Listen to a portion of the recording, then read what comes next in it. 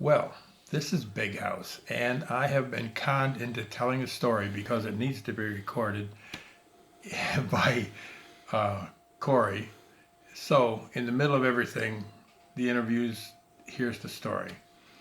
We grew up quite poor, but my dad finally got a job where he had a little bit of money and he bought the first brand spanking new car he'd ever had in his life.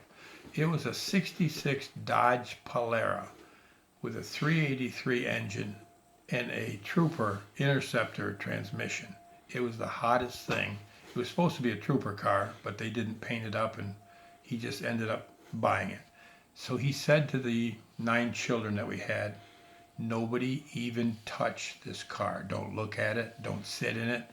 It's my first new car. Don't do anything to it. So what happens is after about a month and a half, the car sort of loses its pizzazz enough. So brother Eddie has got a date for the prom, a double date. So he's going to pick up his best friend way out on the St. Lawrence River on River Road and come back and pick up that kid's girlfriend and then pick up the other girl, his date, and they're going to go to the prom.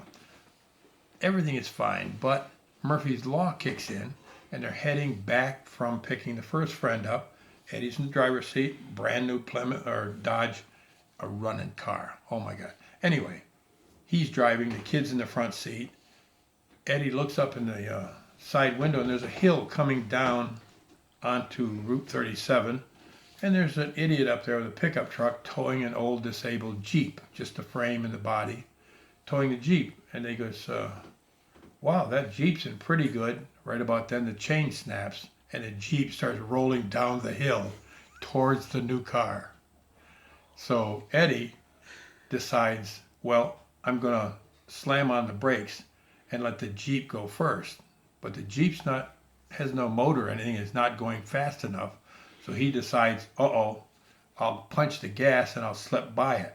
Well, he punches the gas and the Jeep picks up speed and it hits the car right in the passenger door. Slam at like 40 miles an hour and he's doing 50. The door swings open and takes the friend of his with it out into midair. Eddie grabs one hand on the wheel and reaches out and grabs the kid by the hair and jerks him back in the car. Just as the door slams again, the Jeep hits it again and slams it shut forever. The door now is jammed closed, all dented in. Eddie just comes home, parks the car, takes somebody's car to the prom, but figures that he's dead after the prom anyway because he's wrecked Dad's new car. Well, Dad was quite a heavy drinker, thank heavens. And he comes home, and Eddie's his favorite son anyway, and says, oh, man, at least you guys are all right. And we're all sitting there looking. His hell froze over? Why is he not dead? Well, Dad just sloughed it off like it could have happened to anybody. And we're thinking he's dead. So he says, okay, only Eddie can ever drive the car. Nobody else can ever drive the car. Well, because I don't want any more dents. That door's already slammed shut and the window does not roll down. The window, anyway. So about a month goes by and the novelty wears off again. And Jeffra and Emily borrow the car to go somewhere, shopping or something. Now back then, nobody smoked. Well, that's a lie. Nobody was supposed to be smoking, especially in the car. So Emily is sitting in the passenger seat, Jeffra's driving, and all of a sudden she goes, oh, there's the cops behind us. Get rid of the cigarette. Well, she rolls the window down. Well, the window didn't go down. It only went down just a few inches, and she didn't realize the back window is already open. She whips the cigarette out. It goes out the front window and in the back window, into the seat, in the crack of the seat. So they're driving down through and the cop passes them and goes by and goes, that was close. Did you throw that cigarette out? Yeah, I did. It went out the window. Pretty soon the car is filling completely full of smoke. They look at the back seat. She goes, the cigarette's in the back seat. Well, Emily gets up on the front seat and pushes down between the crack in the two seats when the oxygen hits the cigarette smoldering in the seats, the back seat goes, whoa, and the whole inside of the car is on fire. So they stopped, opened the door, pulled the seats out, ran up onto somebody's lawn and got the hose, put the hose out, and then covered the seat with a comforter. So it looked like an old person's car, but it was really just scorched seats.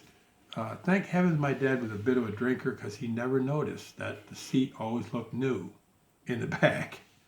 So he finally finds out they set the car on fire. And they said, well, somebody was just passing and threw a cigarette and they happened to suck in that back window. And he bought it. But he says, don't ever let me catch anybody else putting a dent on this car. So now we've got the driver's door goofed up and the back door window's down, but it won't come up. And this one is halfway down on this side. So this side's sort of messed up. Well, Sue Ann borrows the car to go on a date, but she decides she doesn't like the outfit she's wearing. So she comes home, parks the car on Ford Street, which was the main street. So Jeffra and Sue Ann are coming out of the house, and a whole carload of Canadians in a 57 Caddy convertible is coming down the street. We lived right on the Canadian border, so the Canadians come over to get drunk all the time. They're coming by, and he goes, oh, there's that convertible, pink Cadillac.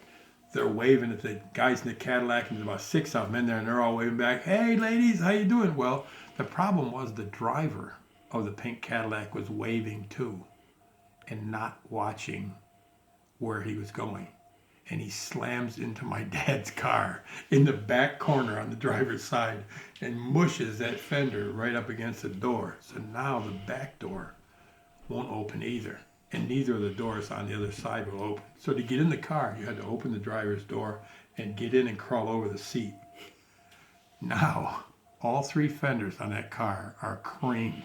The hood is perfect, shines like crazy. The front fender on the driver's side is perfect.